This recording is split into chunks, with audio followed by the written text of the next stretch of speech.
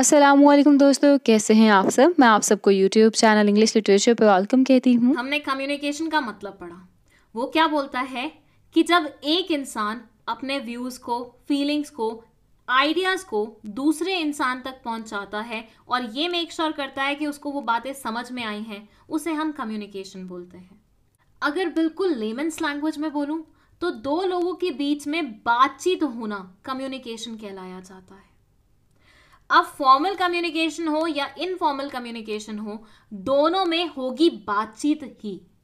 But अगर दोनों में बातचीत ही हो रही है तो फिर ऐसा क्या डिफरेंस आ रहा है? आइए समझते हैं नोबिता के एग्जाम्पल से।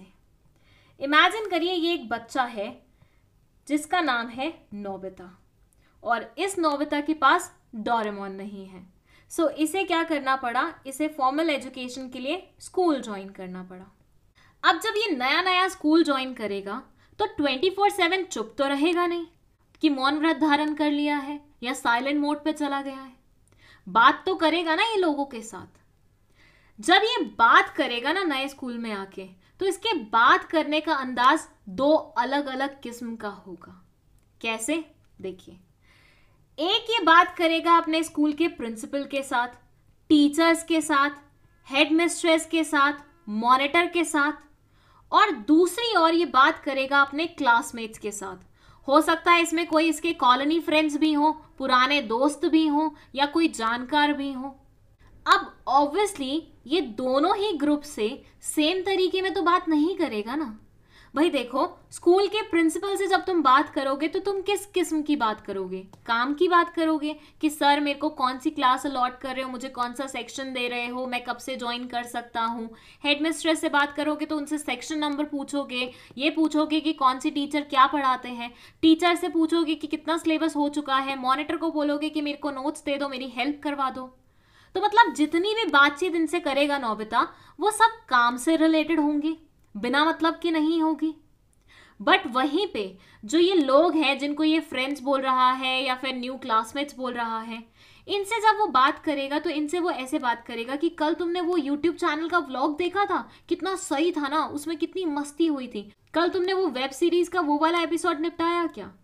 तो यहाँ जितनी भी बात होगी मैक्सिमम वो बिना काम की होगी, वेलेपंती होगी, मतलब फालतू की बातें।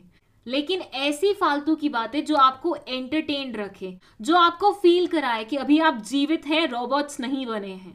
सो फॉर्मल कम्युनिकेशन में नोबिता जितनी बातचीत कर रहा है वो काम से रिलेटेड कर रहा है, और सीनियर जूनियर का रिलेशनशिप हमेशा मेंटेन्ड है। वेयरएज इनफॉर्मल कम्युनिकेशन में ऐसा कोई सीनियर जूनियर वाला रूल नहीं है, एंड जितनी भी बातचीत हो रही है वो काम से परे हो रही है, मतलब फालतू की हो रही है, मस्ती वाली हो रही है। बस ऐसे हो रही है कि सोशलाइज करना है, ऐसे हो रही है कि हम ह्यूमन बीइंग्स हैं, हम बिना सोशलाइज किए रह नहीं सकते हैं, तो उस किस्म में हम बात कर रहे हैं। यही तो होता है formal communication and informal communication. आइए थोड़ा और डिटेल में समझते हैं। ये बोलते हैं कि ऑर्गेनाइजेशन के कम्युनिकेशन को दो पार्ट्स में डिवाइड किया हुआ है। One is called as formal, another one is called as informal. Informal में कोई एज सच रूल नहीं होता, कोई सीनियर जूनियर नहीं होता, कोई एक पर्टिकुलर डायरेक्शन नहीं होती है कम्युनिकेशन के मूवमेंट की। तो यहाँ पे जो होता है फ्री फ्लो के साथ होता है, कोई भी किसी से कभी भी बात कर सकता है किसी भी किस्म की। लेकिन when it comes to formal communication, इसमें आगे segregation है। इसमें आता है vertical communication, horizontal communication, diagonal communication, और vertical communication में again segregation है upward and downward communication की। आइए एक एक करके ये सारी जितनी भी चीजें यहाँ पे लिखी हुई हैं उनको समझ लेते हैं। सबसे पहले है इनफॉर्मल कम्युनिकेशन। जैसे कि मैंने आपको बताया, नोबिता ने नया नया स्कूल ज्वाइन किया है तो उसने कुछ दोस्त बनाए हैं। अब उन दोस्तों के साथ वो ब्रेक में मस्ती करता है, इधर उधर की बातें करता है, थोड़ा सा सोशलाइज करता है। तो इस किस्म की जो कम्युनिकेशन होती है उसको हम बोलते हैं इनफॉर्मल कम्युनिकेशन। देखिए, कोई भी इंसान ना 24/7 सिर्फ काम की बात नहीं कर सकता। ह्यूमन बीइंग्स को हमेशा सोशलाइज करने की ज़रूरत पड़ती है।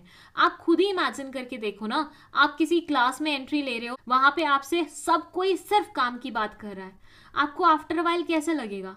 बोर नहीं होगे तुम? हो जाओगे ना। मतलब तुम्हें कुछ ना कुछ, कोई ना कोई ऐसा इंसान चाहिए होगा जो तुम्हारे साथ थोड़ी मस्ती वाली बातें करे, थोड़ा तड़के वाली बातें करे, इधर उधर की बातें करे, गॉसिप करे, र्यूमर्स फैलाए, कुछ ऐसा करे। तो बस वो जो गॉसिप फैलाना है, र्यूमर्स फैलाना है, इधर उधर की बातें करना है ना, वो सारा इनफॉर्मल कम्युनिकेशन में आता है। It says communication that takes place without following the formal lines of communication. अब इनफॉर्मल में ऐसा नहीं होता कि प्रिंसिपल सर ने पहले हेडमिस्ट्रेस से बात की है, हेडमिस्ट्रेस ने फिर आके आपसे बात करी है, नहीं। यहाँ पे कोई भी फॉर्मल लाइन ऑफ कम्युनिकेशन को फॉलो नहीं किया जाता है। इसको जनरली ग्रेप वाइन कम्युनिकेशन के नाम से भी जाना जाता है। तो अगर पेपर में मान लीजिए वो पूछ लेते हैं ना कि बताइए what is grapevine communication, तो कंफ्यूज नहीं होना है। इनफॉर्मल कम्युनिकेशन को ही हम दूसरी लैंग्वेज में ग्रेप वाइन कम्युनिकेशन भी बोलते हैं।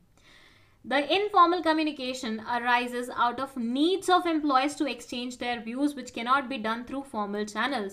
भाई मुझे किसी से पूछना है तूने कल बिग बॉस का एपिसोड देखा, तो मैं इसके लिए थोड़ी ना पहले मॉनिटर के पास जाऊंगी और फिर उसके बाद टीचर के पास जाऊंगी और उसके बाद प्रिंसिपल के पास जाऊंगी कि भैया बताओ बिग बॉस में कल क्या हुआ था। ये तो मैं अपने दोस्तों से पूछूंगी ना। तो दोस्तों से पूछने के लिए ऐसा कोई सिस्टम होना भी चाहिए ना। तो ये वाला इनफॉर्मल कम्युनिकेशन का सिस्टम इसीलिए बनाया जाता है ताकि ह्यूमन बीइंग्स की, एम्प्लॉयज की नीड्स को सेटिस्फाई किया जा सके। लेकिन इसका एक छोटा सा डिसएडवांटेज है, वो ये है कि इसकी वजह से बहुत सारे र्यूमर्स फैल जाते हैं। मतलब ऐसी इंफॉर्मेशन फैल जाती है जो ऑथेंटिक नहीं होती और बहुत ईजी होता है र्यूमर्स फैलाना इनफॉर्मल कम्युनिकेशन के थ्रू। मैं देखो सिंपल सी बात है, मेरे को कुछ सुनने में आया, मैंने अपने 4 दोस्तों को आगे उसमें तड़का लगा के बताया, फिर उसके बाद वो 4 दोस्तों ने अपने 8 दोस्तों को और तड़का लगा के बताया, और फिर वो 8 दोस्तों ने आगे और 16 दोस्तों को और ज्यादा तड़का लगा के बताया। मतलब इतना तड़का लगा दिया कि वो बेसिक दाल तो दिखाई नहीं दे रही थी, सिर्फ तड़का तड़का ही समझ में आ रहा था। तो कैसे एक नॉर्मल सी इंफॉर्मेशन र्यूमर बन गई, समझा? बस वही होता है ग्रेप वाइन कम्युनिकेशन के साथ या फिर इनफॉर्मल कम्युनिकेशन के साथ। वहीं पे फॉर्मल कम्युनिकेशन की बात करें तो ये बोलते हैं हर वो कम्युनिकेशन जो ऑफिशियल चैनल्स के थ्रू फ्लो करती है उसे हम फॉर्मल कम्युनिकेशन बोलते हैं। ऑफिशियल चैनल का मतलब क्या हुआ? सीनियर, फिर उसका जूनियर, फिर उसका जूनियर, फिर उसका जूनियर, फिर सबसे जूनियर। तो जो इस पर्टिकुलर चैनल को फॉलो करेगी उस particular type of communication flow को हम बोलेंगे फॉर्मल कम्युनिकेशन। अब इस किस्म की जो कम्युनिकेशन होती है वो सुपीरियर सबऑर्डिनेट के बीच में हो सकती है, या फिर सबऑर्डिनेट सुपीरियर के बीच में हो सकती है, या फिर 2 ऐसे लोग जो कि सेम लेवल पे काम कर रहे होते हैं उनके बीच में हो सकती है। अब इस पर्टिकुलर बेसिस पे हमने इसे फर्दर डिवाइड किया है वर्टिकल कम्युनिकेशन पे एंड हॉरिजॉन्टल कम्युनिकेशन में। अब भाई नाम से ही समझ में आ रहा होगा तुम्हें, हॉरिजॉन्टल क्या होता है? ऐसे लाइन खींचना। वर्टिकल क्या होता है? ऐसे लाइन खींचना।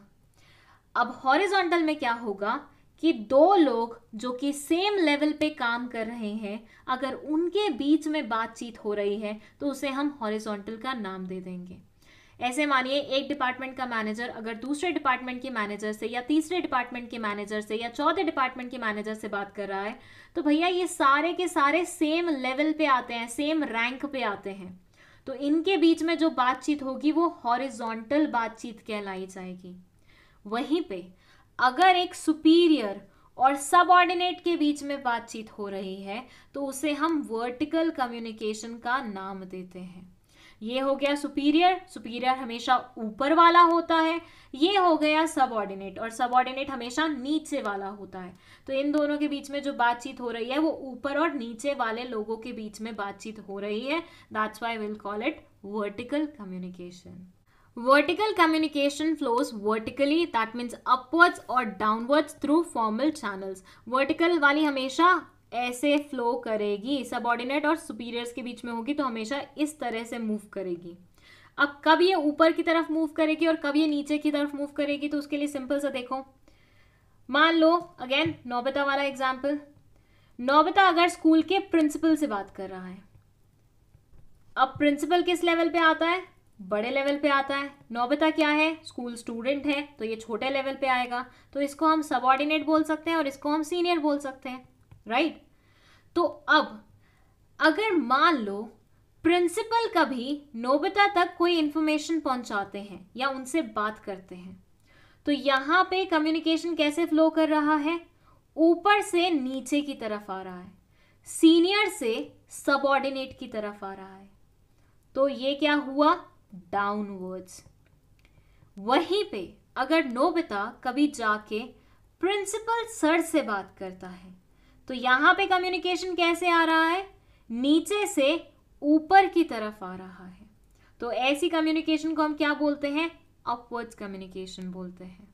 वर्टिकल में हमेशा याद रखना कि हमेशा सीनियर और जूनियर के बीच में ही बातचीत होगी, और सीनियर और जूनियर के बीच में हमेशा डंडे वाली, मतलब लंबी लाइन वाले डंडे वाली बातचीत होगी। और नीचे की तरफ अगर जा रही है कम्युनिकेशन तो उसे डाउनवर्ड्स बोलेंगे, ऊपर की तरफ जा रही है तो उसे अपवर्ड्स बोलेंगे।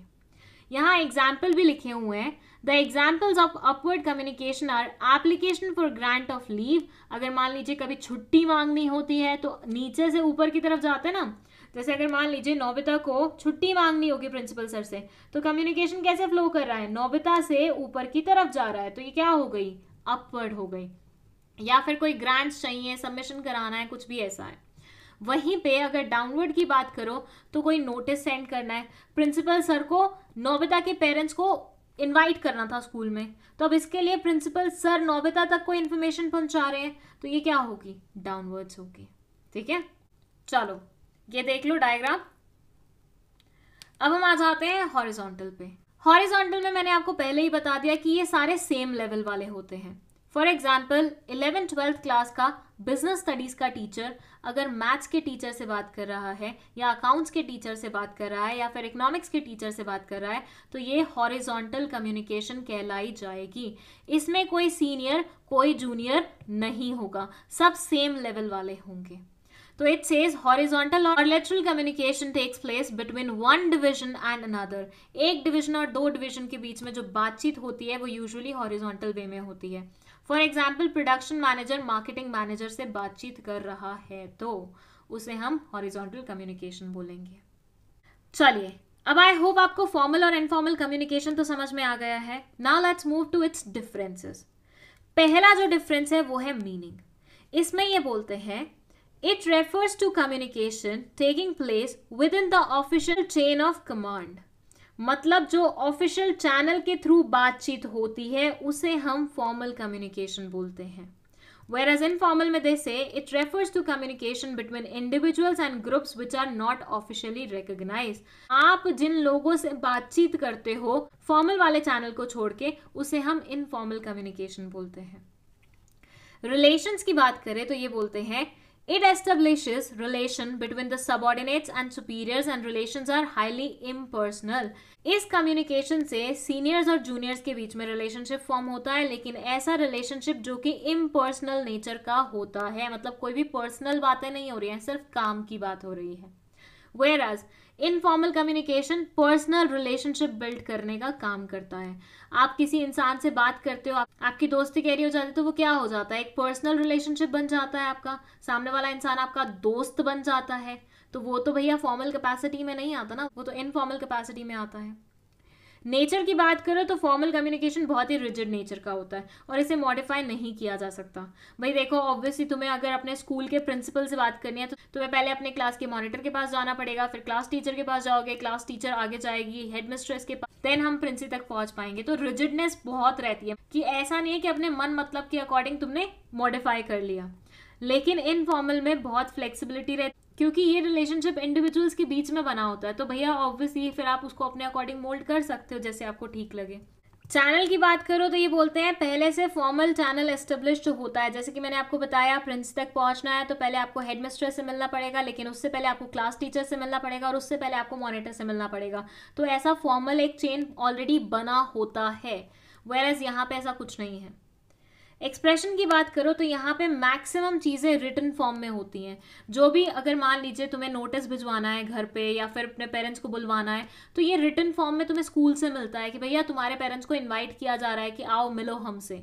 Whereas informal communication usually oral way में होता है। अब आप अपने दोस्तों से बात करोगे किसी एक पर्टिकुलर यूट्यूब चैनल के बारे में या किसी पर्टिकुलर टीचर के बारे में या किसी पर्टिकुलर क्लासमेट के बारे में, तो ऑब्वियसली तुम ऑरल ही करोगे ना, लिख लिख के तो नहीं बताओगे कि देख उसने आज क्या पहना हुआ है, वो क्या कर रही है, ऐसे लिखोगे थोड़ी ना, मुंह से बोल के बताओगे ना।